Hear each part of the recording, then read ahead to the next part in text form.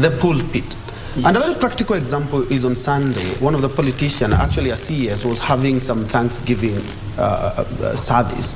And I can tell you it was more or less political than the Thanksgiving themselves. And if you pick out some of the sentiments that were echoed, or some of the sentiments by some of the leaders, and look at what happened yesterday, they are quite related, if you ask me. The clergy has left the politicians to do whatever they want on the pulpit. And it's so unfortunate because some of these sentiments are said right in the holy, holy, holy pulpit. And the clergy has let politicians to do whatever they want at the pulpit, and especially when it comes to politics. Well, what we have to understand as a nation is that religion has its own politics. And this is something that many of us do not take into consideration.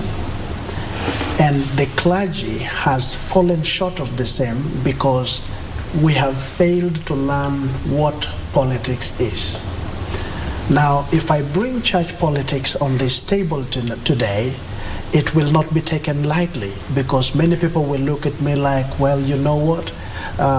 Reverend has gotten into politics and is not needed. My brothers, the Muslim, also, they have politics, but you don't see them fighting amongst themselves. Even if they fight, it does not come to where we are. We don't see it. We also in the church, we have politics, but we don't bring it out there. But the problem the country has had today is that the clergy has come out openly. Instead of being the referee in between, the one who is supposed to foster peace, we have decided to pick sides. Now, as a pastor, I've picked my side, and I want everybody to still follow me because I am either UDA or I am Azimio. I lose a mark.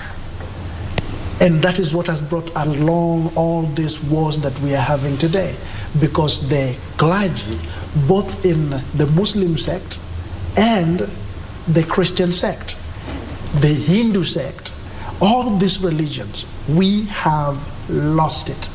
We do not have the right today to pick a stand and tell the people today that, hey, you know what, this is the right track. We ourselves have to go back to where it started. We have to go back to the voting point and then jump behind the voting point, where we stood up and spoke about God have chosen Mr. A, God has rejected Mr. B. That is what the masses is using today.